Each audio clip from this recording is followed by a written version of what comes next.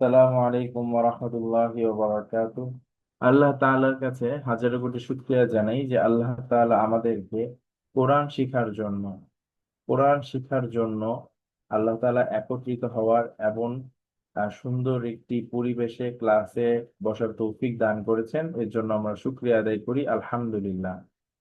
আমরা যুক্ত বর্ণে ছিলাম, যুক্ত বর্ণের দ্বিতীয় নকশায় ছিলাম এবং সর্বশেষ যুক্ত বর্ণের যে সর্বশেষ যেই হরফগুলো ছিল গোল হামিম, এটা নিয়ে আজকে আমাদের ইনশাল্লাহ নতুন পড়া, আমরা সামনের দিকে আগাবো। আমরা গত ক্লাসে, তার আগে আমরা আরেকটু একটা রিভিশন দিয়ে নেই। সেটি হচ্ছে যে এই যে দ্বিতীয় নকশা, এই দ্বিতীয় নকশা থেকে আমরা কি কি হরফ শিখেছি। যেমন উল্টা দাঁত থেকে আমরা বা, তা, তা, নুন, ইয়া, এই পাঁচটি হরফ আমরা উল্টা দাঁত থেকে পেয়েছি। তারপর হচ্ছিল হায়ের মাথা, হায়ের মাথা থেকে আমরা তিনটি হরফ পেয়েছি, জিম, হা, হ। তারপর আইনের মাথা, আইনের মাথা থেকে দুইটি হরফ পেয়েছি, আইন এবং গইন। আর লামের মাথা থেকে দুইটা হরফ পেয়েছি, লাম আর কাম। এই ছিল আমাদের মোট এই নকশা থেকে আমাদের যে হরফগুলো আমরা পড়েছি আর কি।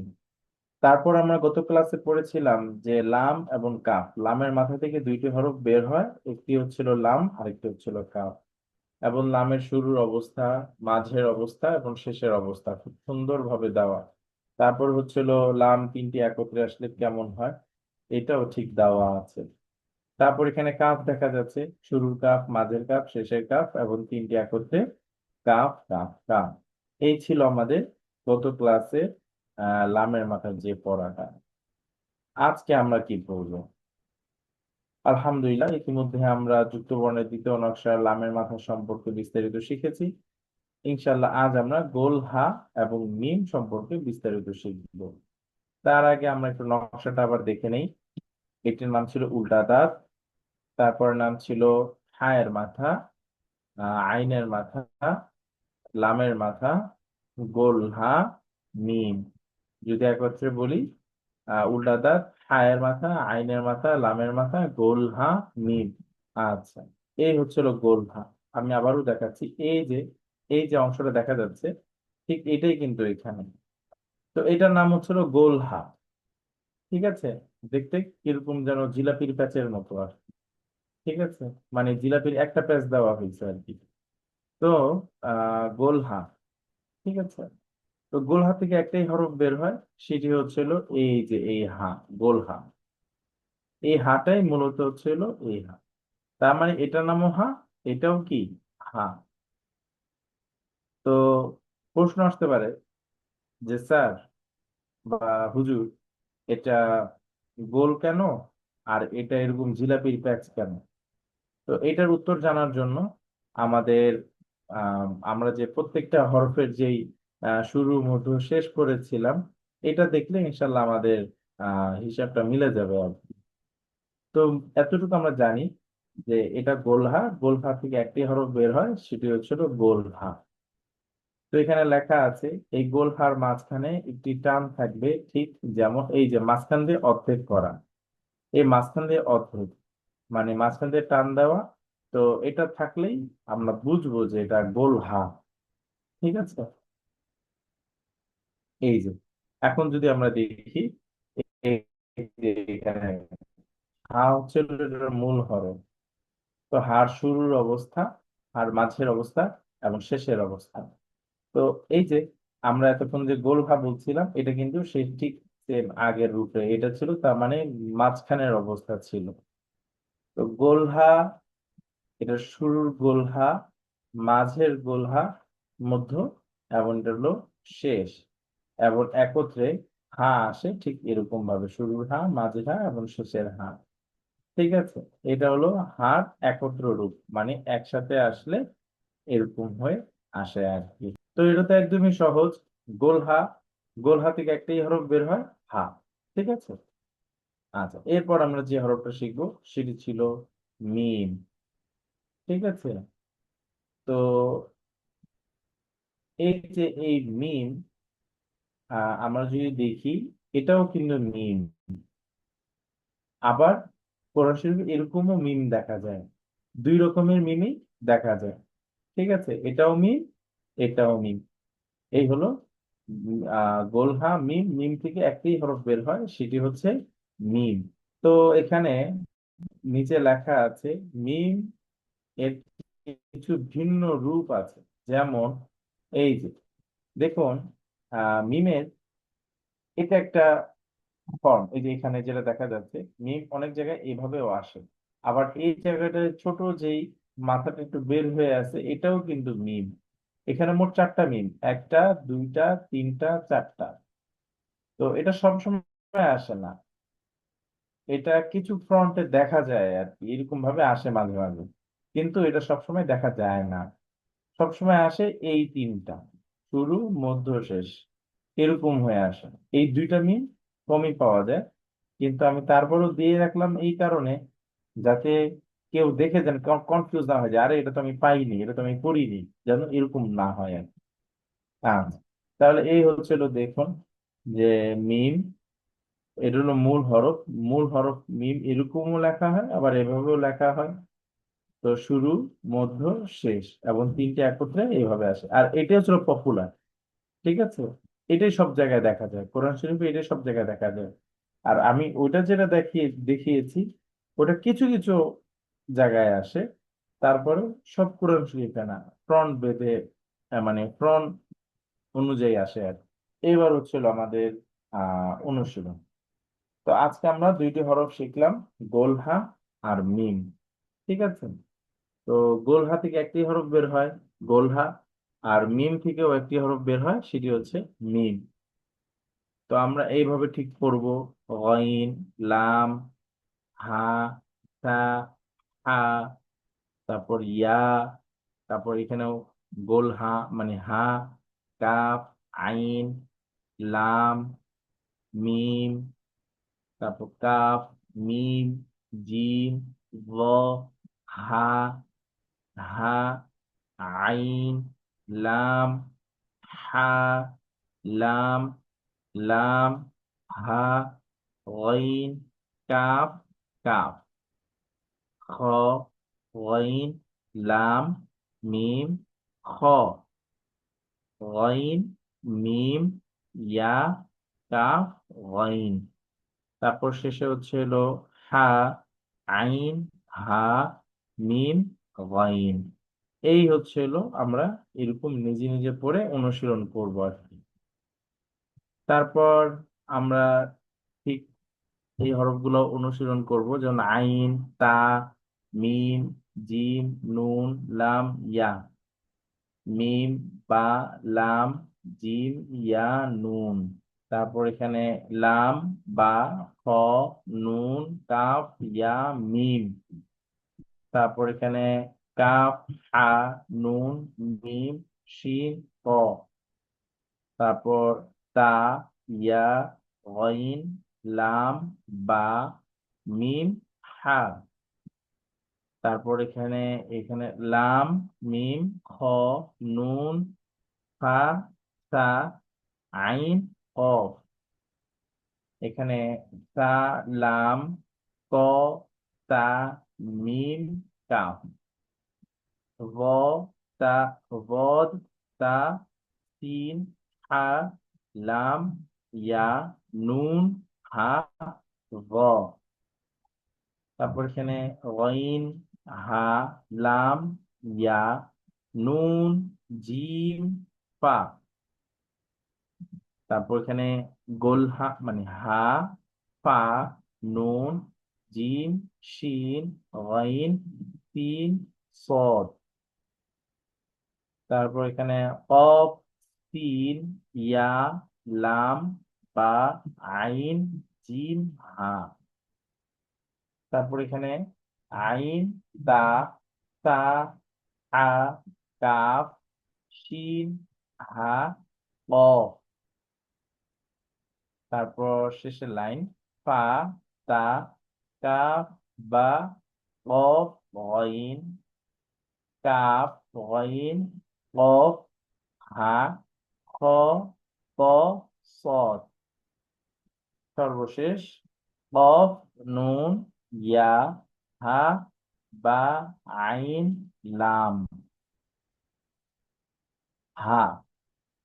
আচ্ছা, আইন, লাম, হা।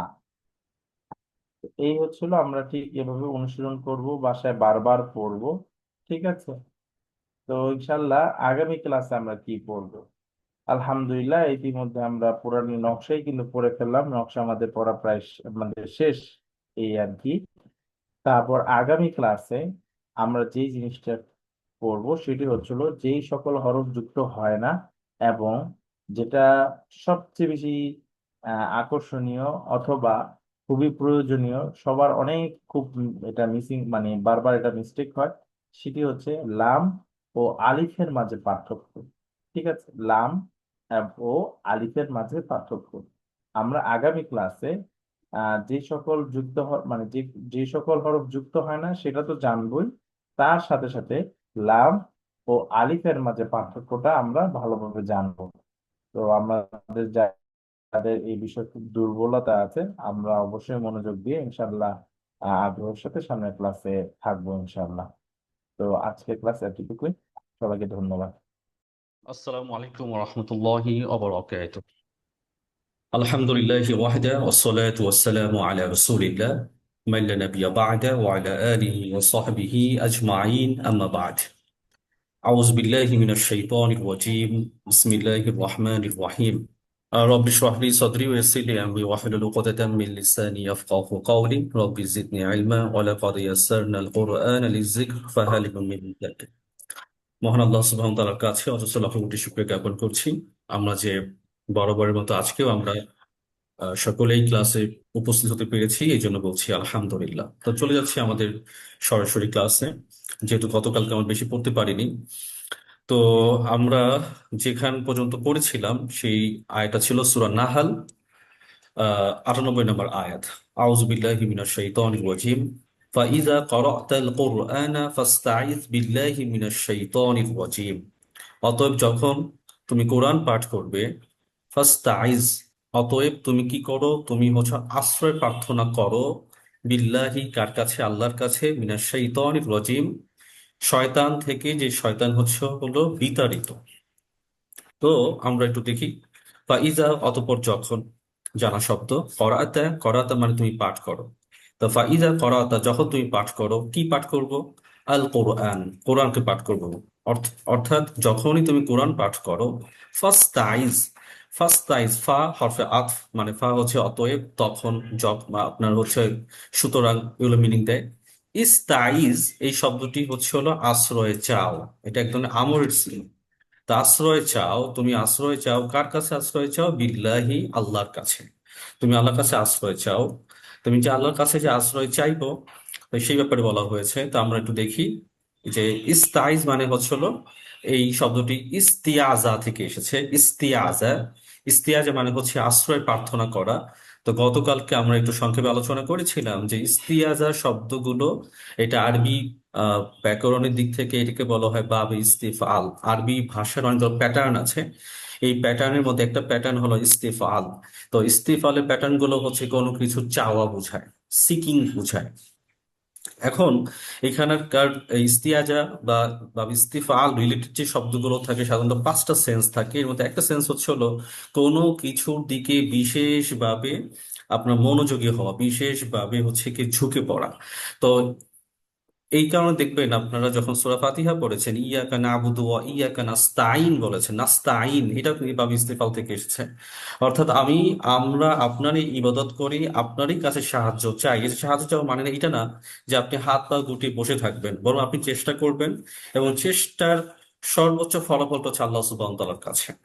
তো এই চেষ্টা করার সাথে সাথে সাহায্য চাওয়া, এইটা মূলত বাব ইস্তিফালের সেন্স গুলো আসলে দেয়। তো ইস্তিয়াজা মানে আশ্রয় প্রার্থনা করা। তো মাঝে মাঝে কথাগুলো আসে যে আমরা আল্লাহর কাছে আশ্রয় চাই কিন্তু ফলাফল তো পাই না। তো ফলাফল না পাওয়ার পিছনে অনেকগুলো কারণ থাকতে পারে। সেটা হচ্ছে আমার মনোযোগ ঠিকঠাক হয়তো বা নেই, হয়তো বা আমি মনোযোগ আপনার আমি যখন মানে কোন কাজ করছি, আমার মনোযোগ অন্যদিকে আমি ডাইভার্ট করে ফেলছি। কারণ শয়তান তো সবসময় আমাদের সাথেই থাকে, ওর কাজই হচ্ছিল আমাদের মনোযোগকে অন্যদিকে ডাইভার্ট করে দেওয়া। তো এই কারণে আমাকেও নিজ থেকে সচেষ্ট হতে হবে যেন কোনোভাবেই শয়তান যেন আমাকে আক্রমণ না করে, কোনোভাবেই যেন শয়তান আমাকে তার আহ যে চিন্তা চেতনার ভেতর যেন আমাকে প্রবেশ না করায়। অর্থাৎ প্রথমে হচ্ছে আপনাকে এই ব্যাপারে সচেষ্ট হতে হবে, এবং সেই সচেষ্ট হওয়ার মাধ্যমে আল্লাহ পাকের সাহায্য আপনাকে প্রার্থনা করতে হবে। তো ফার্স্ট তাইজ, তখন তুমি আশ্রয় চাও। তো এটা আমাদের কাছে নতুন শব্দ। কার থেকে? মিনাশ শাইতানির রাজিম, বিতাড়িত শয়তান থেকে। আমরা একদম শুরুতে আমরা আউজ বিল্লাহি মিনাশ শাইতানির রাজিম পড়েছিলাম, কিন্তু সেই জায়গাটায় আমরা শয়তান শব্দটি, আমার মনে পড়ছে না যে আমি কোনো আলোচনা করেছিলাম কিনা। শয়তানকে হয়তো শয়তান হিসেবে দেখিয়ে আমি চলে গিয়েছিলাম। এই কারণে আমি শয়তানটা আমি আরেকবার নিয়ে এসেছি। যে শয়তান শব্দটি এসেছে মূলত শা ত থেকে এসেছে। শা ত, শা ত মানে হচ্ছে ধ্বংসপ্রাপ্ত হওয়া বা ক্রোধে দগ্ধ হওয়া। তো এই শত থেকে শয়তান। এবং আমরা জানি শয়তান হচ্ছে জিন সম্প্রদায়ের অন্তর্ভুক্ত, এবং আল্লাহ সুবহানাহু ওয়া তাআলা তার ইবাদত করত, এবং আল্লাহ সুবহানাহু ওয়া তাআলা আদেশকে অমান্য করার কারণে সে তখন ধ্বংসপ্রাপ্ত হয়। আল্লাহ সুবহানাহু ওয়া তাআলার ক্রোধ তার উপর হচ্ছে কি পড়ে, এবং সে জাহান্নামের আগুনে সে হচ্ছে দগ্ধ হবে। তাহলে এই হচ্ছে শয়তান। তাহলে এই শয়তান শব্দটা আসলে কি বুঝতে পেরেছেন? শয়তান আমরা বলি, কিন্তু শয়তান অর্থ কি সেটা আবার জানি না। তাই শয়তান অর্থ হচ্ছে ধ্বংসপ্রাপ্ত হওয়া বা ক্রোধে দগ্ধ হওয়া। পরবর্তী যে শব্দটি এসেছে সেটা হচ্ছে আপনার, আর আর আমরা রজিম মানেও জানি, রজিম মানে হচ্ছে বিতাড়িত, যেটা আমরা একদম আমাদের আলোচনা মানে ক্লাস যখন শুরু হয়েছে রমজান মাসে তখন আমরা শিখেছিলাম। এখন এখানে একটা প্রশ্ন চলে আসে অনেকেই, কালকে একটা প্রশ্ন এসেছিল যে আমি যদি আল্লাহর কাছে বলি যে ইস্তাইজ বিল্লাহি বা ফাস্তাইজ বিল্লাহি মিনাশ শাইতানির রাজিম, এটা বলা যাবে কিনা? না, এটা বললে অর্থ অর্থ পরিবর্তন হয়ে যাবে। ফাস্তাইজ মানে হচ্ছে হলো আল্লাহর কাছে আশ্রয় চাও শয়তান থেকে। আমি যদি এইটা বলি, এই জন্য আমাকে কি বলতে হবে? আউযু বিল্লাহি মিনাশ শাইতানির রাজিম। অর্থাৎ আমি আউযু মানে কি, আমি আশ্রয় চাই আল্লাহর কাছে বিতাড়িত শয়তান থেকে। আচ্ছা, তারপর আসি সূরা নাহালের আপনার হচ্ছে 98 নম্বর আয়াত। এখানে বলা হচ্ছে ওয়াইদা কুরিয়াল কুরআনু ফাসতামিউ লাহু ওয়া আনসিতু লাআল্লাকুম তুরহামুন। ওয়াইদা, আর যখন কোরিয়া পাঠ করা হয়, কাকে মানে কাকে পাঠ করা হয়? কোরআনকে পাঠ করা হয়। ওয়াইদা কোরিয়াল কোরআন, যখন কোরআনকে পাঠ করা হয়, ফাসতামিউ, অতএব তোমরা কি করো? তোমরা মনোযোগ সহকারে শোনো। লাহু, তাকে। তাকে মানে কাকে? কোরআনকে। ও আনসিতু, আর তোমরা চুপ থাকো, নীরব থাকো। লাআল্লাকুম তুরহামুন, যাতে করে তোমরা দয়াপ্রাপ্ত হতে পারো। ওয়াইজা, আর যখন কোরিয়া পাঠ করা হয়, কোরিয়া শব্দটি হচ্ছে হলো, এটা হলো প্যাসিভ প্যাটার্ন। এটাকে আরবিতে বলা হয় মাজহুল, এটাকে ইংলিশে বলা হয় আপনার হচ্ছে প্যাসিভ। তো প্যাসিভ প্যাটার্ন এটা আছে। তো কোরিয়া যখন পাঠ করা হয়, কাকে পাঠ করা হয়? আল কোরআন। তা যখনই কেউ কোরআন পাঠ করে, যখনই কোনো কোরআনের আওয়াজ আবার কানে যাবে, কোরআনের আলোচনা আপনার কানে যাবে, ফাস্তামিউ, তখন মনোযোগ দিয়ে শোনো। ফা মানে তখন, অতএব, সুতরাং। ইস্তামিউ, আমর ইসিকা, আল্লাহ সুবহানাহু ওয়া তাআলা আদেশ করেছেন। ইস্তামিউ, তোমরা মনোযোগ দিয়ে শোনো। লাহু, তাকে। লাহু, তাকে। তাহলে এখন এই যে এই কথাটা কিন্তু আপনার আমরের সিগা যখন আসে, তখন এটা কিন্তু আপনার হচ্ছে আল্লাহর পক্ষ থেকে কিন্তু ফরজ দিয়ে ঘোষণা হয়ে যায়, ফরজ সাব্যস্ত হয়ে যায়।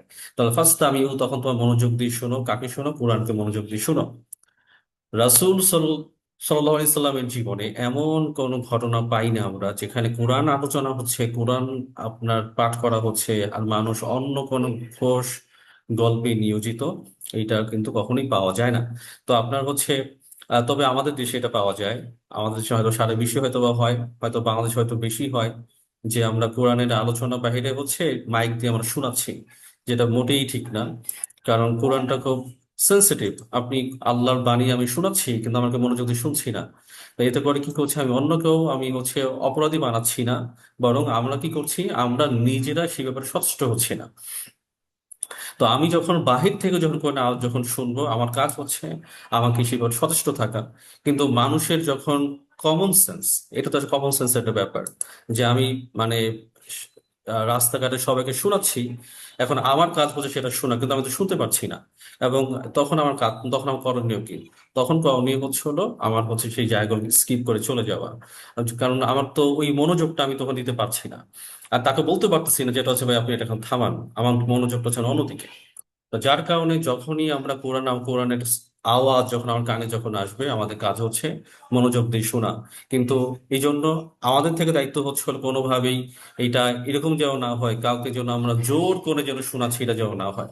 কারণ জোর করে শোনানোর ব্যাপারে আপনার রাসূল সাল্লাল্লাহু আলাইহি ওয়াসাল্লামের নিষেধাজ্ঞাও আছে, তোমরা কোরআনটাকে মানুষের সামনে সপ্তাহে একবার আলোচনা করতে শোনাও, বা সপ্তাহে দুইবার শোনো, সপ্তাহে তিনবার শোনাও, খবরদার তারা যেন কোরআনের আলোচনা শুনতে যেন বিরক্ত না হয়।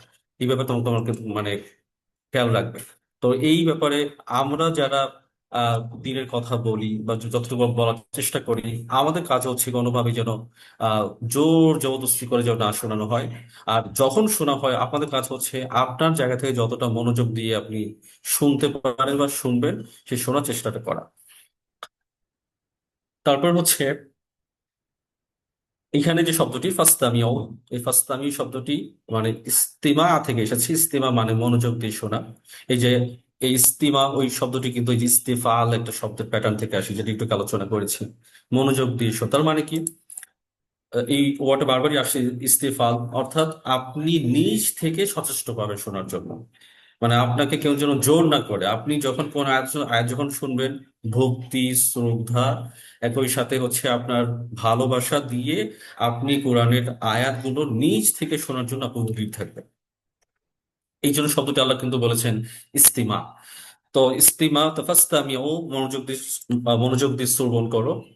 তারপর কি বলা হচ্ছে, ও আংসিতু, ও, ও মানে এবং অথবা আর, আংসিতু চুপ থাকো, নীরব থাকো, লাআল্লাকুম যাতে তোমরা তুরহামুন দয়াপ্রাপ্ত হও, যাতে করে তোমরা দয়াপ্রাপ্ত হও।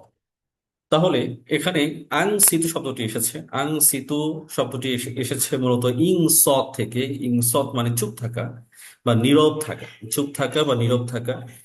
কারণ আংসিতু, তাহলে এই ইংসত থেকে হচ্ছে আংসিতু, তোমরা নীরব থাকো। যেমন যেমন রাসূল ইসলাম বলেছেন, আপনার যদি ওমর রাদিয়াল্লাহু তাআলা থেকে বর্ণনা করা হয়েছে, মান সামাতা নাজা, যে ব্যক্তি চুপ থাকলো সে ব্যক্তি মুক্তি পেল। তো চুপ থাকা মানে কি, মানুষ যখন কথা বলে, খারাপ কথা বলে, অন্যের দোষ ত্রুটি নিয়ে আলোচনা করে, গীবত করে, পরনিন্দা করে, আপনার তাহলে এই যে আবার ব্যাপারগুলো, বললে ভালো কথা বলো, নাহলে চুপ থাকো। এই কারণে আপনার হচ্ছে এই ওই যে মান সমাতা নাজা, সমাত, এই সমাজ শব্দটি এসেছে ইনসাফ থেকে। তাহলে আইন সেতু, নীরব থাকো। তো আমার নীরব থাকলাম, লাআল্লাকুম, আমরা কেন নীরব থাকবো? আমি যদি নীরব থাকি তাহলে কি হবে? লাআল্লাকুম তুরহামুন, লাআল্লাকুম তুরহামুন, লাআল্লাকুম যাতে তোমরা, যাতে তোমরা। তাহলে এখানে দেখেন লাআল্লা এবং কুম, আলাদা দুটো শব্দ। তা লাআল্লা মানে, কুম মানে তো আমরা জানি তোমরা, লাআল্লা মানে হচ্ছিল যাতে সম্ভবত আশা করা যায়, যাতে সম্ভবত বা আশা করা যায়। ইংলিশে বললে আপনার হচ্ছে সো দ্যাট, অথবা as soon as possible, probably, এই ধরনের ওয়ার্ডগুলো মিনিং দেয়। এটাকে আরবিতে বলা হয় আল হুরুফুল মুশাব্বাহু বিল ফি'ল, অর্থাৎ ইন্না আনা কানা লাইতা লাকিনা লাআল্লা, এই ধরনের শব্দগুলোকে বলা হয় আল হুরুফুল মুশাব্বাহু বিল ফি'ল। তো লাআল্লাকুম যাতে করে তোমরা কি হও, তুরহামুন। তুরহামুন এটা আমাদের জানা শব্দ, তুরহামুন মানে হচ্ছে দয়াপ্রাপ্ত হও, যাতে করে তোমরা দয়াপ্রাপ্ত হও। তো এরকম আমরা রাসূল সাল্লাল্লাহু আলাইহি ওয়াসাল্লাম কাছে আরো হাদিস আছে যে যখন কোন ব্যক্তি কোরআনের আলোচনা করে, কোরআন যখন পাঠ করা হয়, কোরআন যখন অধ্যয়ন যখন করা হয়, তখন সেই ব্যক্তির মুখের সাথে ফেরেশতার মুখ লাগিয়ে দেয়। অর্থাৎ কোনো একটা আয়াত, কোনো একটা শব্দ যেন এটা যেন ছড়িয়ে না পড়ে। এটা মানে এখানে মুখ লাগিয়ে দেওয়া মানে হচ্ছে হলো তারা, ফেরেশতারা আপনার হচ্ছে সেই সকল শব্দগুলোকে তারা একসেপ্ট করে, তারা গ্রহণ করে, গ্রহণ করে তারা আল্লাহর কাছে তারা নিয়ে যায়। আল্লাহর কাছে এটাকে মানে যা বলা হয় সেটাকে তিনি পৌঁছাই দেন। তাহলে তার মানে কি, যখন ব্যক্তি কোরআন পাঠ করে আল্লাহর পক্ষ থেকে সে কি হচ্ছে, সে দয়াপ্রাপ্ত হচ্ছে। এই যতক্ষণ আমরা এই আড্ডায় থাকি, যতক্ষণ আমরা কোরআনে আলোচনা করি, কোরআনের অধ্যয়নের সাথে আমরা সম্পৃক্ত থাকি, ততক্ষণ পর্যন্ত আল্লাহ সুবহানাহু ওয়া তাআলার দয়া রহমা আমাদের উপর বর্ষিত হচ্ছে ইনশাআল্লাহ। আলহামদুলিল্লাহ। চলে যাচ্ছে পরবর্তী আয়াত, সূরা ফুসসিলাত 41 নম্বর সূরা, 26 নম্বর আয়াত। আমাদের একটু আগে ভাইয়া যে কাজটা করেছেন, এই কাজটার আপনারা এখন যেটা শুনতে পারবেন সেটাই হচ্ছে এই আয়টার যেটা হচ্ছে কি আপনার ফলাফল বা আউটকাম, বা কি বলতে পারি এটার। একটু আগে যে ঘটনা ঘটলো, যে কোরআনে আলোচনা হচ্ছে, ওখানে সবাই আড্ডায় ব্যস্ত। সেই আড্ডাটা বা শোরগোল করার, এটা কাদের লক্ষণ বা কাদের বৈশিষ্ট্য, সেটা আমরা এখন একটু দেখবো। أعوذ بالله من الشيطان الرجيم. وقال الذين كفروا لا تسمعوا لهذا القرآن ওয়ালগাউ ফীহি লাআল্লাকুম তাগলিবুন। وقال الذين كفروا, আর যখন কাফেররা বলে থাকে, তো মানে মানে কাফেররা কি বলে থাকে, লা তাসমাউ লিহাযা, তোমরা এই কোরআনের কথা শুনো না, লিহাযাল কোরআন, তোমরা এই কোরআনের কথা শুনো না, ওয়াল গাও, এবং কোলাহল সৃষ্টি করো, স্বর্গ সৃষ্টি করো, ফিহি এর মধ্যে, লাআল্লাকুম তাগলিবুন, যাতে করে তোমরা জয়ী হতে পারো। তা ধরুন আমরা এখন ক্লাস নিচ্ছি, এই ক্লাস নেওয়ার মাঝেই আমাদের এরকম অপশনটা নাই যে কাউকে আনমিউট করার যে অপশনটা, এটা আমাদের সেই অপশনটা নাই। এখন আমরা ক্লাস নিচ্ছি, তাহলে অবস্থাটা কি হইতো? আমি হয়তো কথা বলতাম, আপনার কথা কেউ বুঝতেন না। ইভেন আমার বলার জন্য যে পরিবেশ, যে মনোযোগ থাকা দরকার, সেটা হয়তো আমার আসতো না। মানে এই শোরগোল শোনে, কারণ যখনই শোরগোল হয় তখন তার কনসেন্ট্রেশন হারিয়ে যায়। সে যে বিষয়টি তিনি বক্তব্য দিতে চাচ্ছেন সেই বক্তব্যটার প্রসঙ্গ হারিয়ে যায়। তিনি যে বিষয়টা নিয়ে কথা বলতে চাচ্ছেন সেই কথা বলার আপনার মানে ধাঁচ যেটা, সেটা নষ্ট হয়ে যায়। এবং তখন মূল মেসেজ থেকে সে তখন হারিয়ে যায়। এবং প্রকৃতপক্ষে এটা আসলে কাদের বৈশিষ্ট্য? এটা কাফেরদের বৈশিষ্ট্য। ঠিক আছে, তো আমরা এখন চলে যাচ্ছি। অকলা, এবং বলল, কারা বলল? আল্লাযীনা, যারা, কাফারু, যারা কুফর করেছে, যারা অস্বীকার করেছে। তার মানে এটা অর্থ আসলে স্বাভাবিক যে অর্থ, যে অকল আল্লাযীনা কাফারু, তোমার কাফেরা বলে থাকে, লা তাসমাউ, লা মানে না, তাসমাউ তোমরা শুনো না। কি শুনো না? লিহাজা, এটা, লিহাজাল কুরআন, এটার অর্থাৎ কোরআনের কথা শুনো না। তো আরবিতে কাফারু শব্দটি আপনারা সবাই জানেন, কাফের, কাফের, কাফের মানে অস্বীকার করা। তো কাফিরের মূল শব্দটি হচ্ছে কাফার বা কুফ থেকে এসে, যার অর্থ হলো গোপন করা, অস্বীকার করা, ঢেকে ফেলা, কোনো কিছু গোপন করা। অর্থাৎ আমি আপনাকে কিছু দিয়েছি, আপনি সেটা কি করলেন? সেটাকে আপনি সত্যকে গোপন করলেন, তথ্যকে গোপন করলেন, গোপন করে আপনি কোনো একটা ফায়দা নেওয়ার চেষ্টা করছেন। তবে এইটাকে মনে হয় কাফার, ঢেকে ফেলা। তো কাফারু, যারা অস্বীকার করেছে, যারা গোপন করেছে, তাদের কাফের কেন বলা হয়? সত্য মেসেজ, সত্য দিন আসার পরও যারা এটাকে একসেপ্ট করে নাই, যারা গ্রহণ করে নাই, সেটা সে জেনে করুক বা না জেনে করুক, তখন তার নামের আগে আমরা তখন তাকে বলি কাফের, মানে অস্বীকারী। সে মূলত আসলে আল্লাহকে স্বীকার করে না, আল্লাহকে বিশ্বাস করে না। তারপর কি আছে? লা তাসমাউ, তাহলে তোমরা শুনো না, লিহাজ আল কোরআন, এই কোরআনের কোনো কিছু তোমরা শুনো না। অল গাও, তাহলে এই যে আরবিতে গাও, এই গাও শব্দটি কি বলা হচ্ছে? অল গাও, তোমার শোরগোল করো, তোমার হট্টগোল করো, তোমার কোলাহল সৃষ্টি করো, ফিহি, এতে, এর মধ্যে, লাআল্লাকুম তাগলিবুন, যাতে করে তোমরা জয়ী হতে পারো।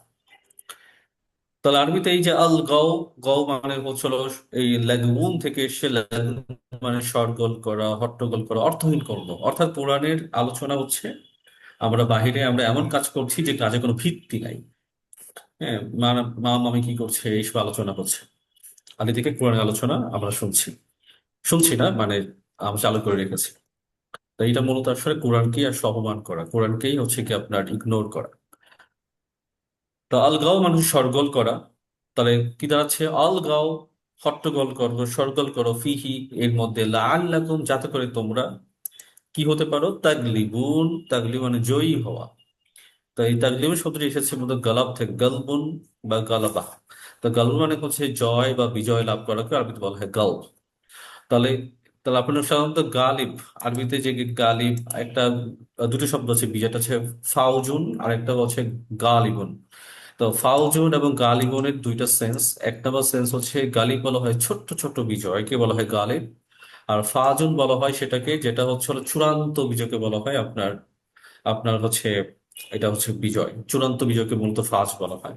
এই জন্য সূরা নাসর যখন আমরা যখন পড়েছি যে ইযা জাআ নাসরুল্লাহি ওয়াল ফাতহ ওয়া রাআইতান নাস ইয়াদখুলুনা, আমি একটু ভুল বলেছি, ফাতাহ, আফওয়াজা না, ফাতাহ। তা ফাতাহ মানে হচ্ছে চূড়ান্ত বিজয় বলা হয় ফাতাহ। আর আপনার হচ্ছে গালবুন মানে হচ্ছে আপনার হলো ছোট ছোট বিজয়, আর ফাতাহ মানে হচ্ছে চূড়ান্ত বিজয়। তো আপনার হচ্ছে তাহলে ইদা জা নাসরুল্লাহ ওয়াল ফাতহ, এই যে ফাতাহ আসলে, এই ফাতাহ মানে হচ্ছে হলো যখনই চূড়ান্ত বিজয় যখন চলে আসবে আল্লাহর পক্ষ থেকে, তাহলে এখানে যে চূড়ান্ত বিজয় কথা বলা হয়েছে সূরা নাসরে, সেটা হচ্ছে ফাতাহ। আর যখন ছোট্ট ছোট যে বিজয়গুলো হয় সেটা হচ্ছে গাল। তো মানুষের বা শয়তানের মূল কাজ হচ্ছে আপনাকে চূড়ান্ত বিজয় থেকে মুক্ত মানে সরিয়ে দেওয়ার আগে আপনাকে ছোট্ট ছোট্ট পদক্ষেপের মাধ্যমে আপনাকে কি করে আপনাকে দূরে সরাই দেবে। এই জন্য আল্লাহ বলছেন যে সূরা বাকারার 108 নম্বর আয়াত, ইয়া আইয়ুহাল্লাযীনা আমানু, হে ঈমানদারগণ, উদখুলু ফিস সিলমি কাফা, ইসলামের ভেতর প্রবেশ করো পরিপূর্ণ রূপে। ওয়ালা তাত্তাবিউ খুতুওয়াতিশ শাইতান, তোমরা শয়তানের পদাঙ্ক অনুসরণ করো না। শয়তানের পদাঙ্ক বলেনি, কিন্তু শয়তানের কর্মকে তো অনুসরণ করো না, শয়তানের পথকে অনুসরণ করো না। পথ মানে কি? ছোট ছোট পদক্ষেপ, স্টেপ গুলো, রাস্তায় স্টেপ গুলো। মানে এক একটা স্টেপ আপনি যখন পা দিলেন, শয়তানের তখন পরবর্তী স্টেপ খুলে যায়। আপনি মানে আপনার আকর্ষণ তৈরি হয়। তো শয়তান চায় আপনাকে আমি যে শয়তান যদি এখন বলে যে কোরআন পড়ো না, তাহলে আপনার কাছে ব্যাপারটা লাগবে না, কোরআন পড়তে মানা করছে আমাকে, তো আমি না কোরআন পড়বো না, আমি কোরআন হাতে নিব না। তা কোরআনকে হাতে নিলেন, এখন কোরআন কোরআন এখন কোরআনের কাজ তো, কোরআন তো আপনার যে চালাক, অনেক বেশি চালাক, চতুর। তো সে কি করবে? সে আপনাকে কোরআন পড়তে কোরআন তুমি পড়ো, সমস্যা নাই, কোরআনও পড়ো, আর তুমি ওখানে তুমি আড্ডাও দাও, তুমি কোরআন পড়ো, তুমি আবার রান্নাও করো, তুমি সবই করো। তাহলে এই যে ব্যাপারগুলো থাকে, তখন হচ্ছে আপনার কোরআনের কাজই হচ্ছে আপনাকে মনোযোগটাকে বিচ্ছিন্ন করে দেওয়া। মূল মেসেজটা হচ্ছে মনোযোগকে বিচ্ছিন্ন করে দেওয়া। আপনি কাজ করেন সেটা সমস্যা না, মনোযোগকে বিচ্ছিন্ন করে দিচ্ছেন কিনা, এইটা হচ্ছে মূল বিষয়। তো এই কারণে শব্দটা আল্লাহ বলেছেন গাল, লাআল্লাকুম তাগলিবুন, যেন তারা কি হতে পারে, যেন তারা বিজয়ী হতে পারে। তাহলে এই তারা যেন বিজয়ী হতে পারে হচ্ছে আল্লাহর পক্ষ থেকে মেসেজ। অর্থাৎ যখন কোনো মানুষ কোরআন থেকে দূরে সরে যায়, তারা সবকিছু খুশি হয় কে? খুশি হয় শয়তান। শয়তান হয় সবকিছু খুশি হয় হচ্ছে কি আপনার কাফেরেরা। তো আমরা যদি কেউ বলি যে কোরআন পড়া যাবে না, কোরআন বোঝা যাবে না, তখন আসলে এগুলো আমাদের বৈশিষ্ট্য না, এগুলো আসলে কাফেরদের বৈশিষ্ট্য। এরপর চলে যাচ্ছে আমাদের পরবর্তী আয়াত, সূরা আনামে 159 নম্বর আয়াত। আউযু বিল্লাহি মিনাশ শাইতানির রাজিম। ইন্নাল্লাযীনা ফাররাকু দীনাহুম, নিশ্চয়ই যারা তাদের দ্বীনকে বিভক্ত করে দিয়েছে, ওয়া কানু শিয়া, বিভিন্ন দলে দলে ভাগ হয়ে গিয়েছে, লাস্তা মিনহুম ফি শাইইন, তাদের সাথে আপনার কোনো প্রকার সম্পর্ক নাই। ইন্নামা আমরুহুম ইলাল্লাহি, তাদের বিষয় তো সম্পূর্ণরূপে আল্লাহর কাছে ন্যস্ত। সুম্মা, অতঃপর, ইউনাব্বিউহুম, তিনি জানিয়ে দিবেন তাদেরকে, বিমা কানু ইয়াফআলুন, তারা যে কাজগুলো করত। তাহলে এখানে যে শব্দটি হচ্ছে ইন্না, মানে নিশ্চয়। ইন্না, ইন্নাল্লাযীনা, নিশ্চয়ই যারা, ফাররাকু, ফাররাকু মানে বিভক্ত করেছে, ভাগ করে দিয়েছে। কি ভাগ করে দিয়েছে? দীনাহুম, তাদের দিনকে। দীনাহুম, তাদের দিনকে। তাহলে এখানে দেখতে পাচ্ছি ফাররাকু, ফাররাকু মানে বিভক্ত করা। হ্যাঁ, এই ফারাক শব্দটি এসেছে আরবিতে তাফরিক থেকে এসেছে। তাফরিক মানে বিভক্ত করা, বিভাজন করা, টুকরো টুকরো করা, এটাকে বলা হয় ফারাক। তার ফাররাকু বিভক্ত করেছে। তো আচ্ছা, এখানে একটা বিষয়, দিন আহুম, তাদের দিনকে। তো আমরা দিন নিয়ে আমরা গতকালকেও আমরা আড্ডাতে আলোচনা করেছিলাম, দিন আহুম। তো দিন শব্দটি একটা আমাদের একটা কি ওয়ার্ড, খুবই গুরুত্বপূর্ণ একটা কি ওয়ার্ড। যে দিন মানে হচ্ছে জীবন বিধান। দিনের যে মূল অর্থ জীবন বিধান। আবার দিনের অর্থ হচ্ছে কি আপনার হলো বিচার দিবস। হ্যাঁ, আবার কর্মফল দিবসকেও আপনার দিন বলা হয়। তো আপনার এই গতকালের কালকে একটা প্রশ্ন এসেছিল যে দিন শব্দটা আর ধর্ম শব্দটা কি এক কিনা। না, দিন আর ধর্ম কখনো এক না। কারণ ধর্ম শব্দটা এটা এটা আমাদের নিজস্ব একটা শব্দ, নিজেরা বানিয়েছে।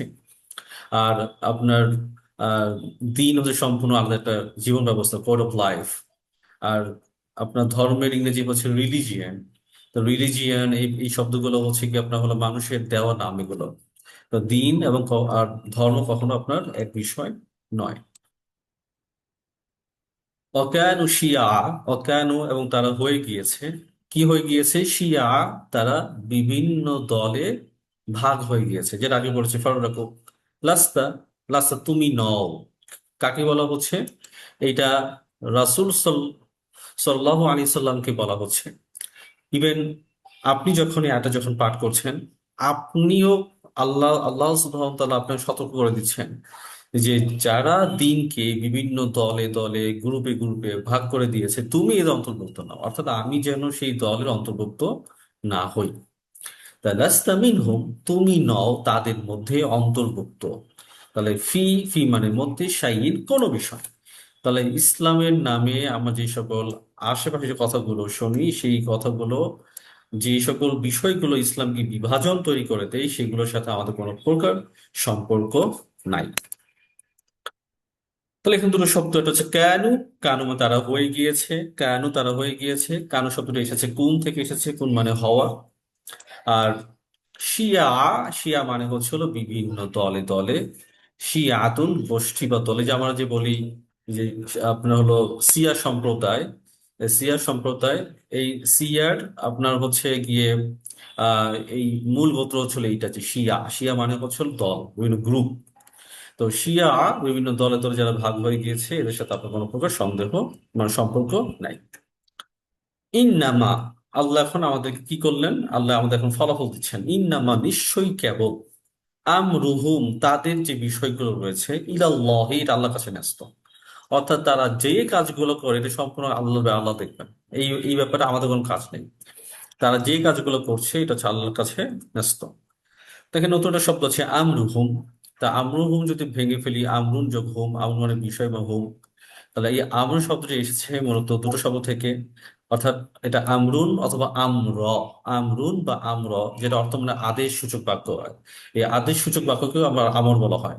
আবার আমরুন মানে কোনো বিষয়, আমি কোনো বিষয়ে কথা বলতে চাই, যে উরিদু আইয়া, ও উরিদু আইয়া কুলু আমর, আমি কোনো বিষয়ে কথা বলতে চাই, যে বিষয় শব্দটি আসলো এই আমর শব্দ ব্যবহার করা হয়।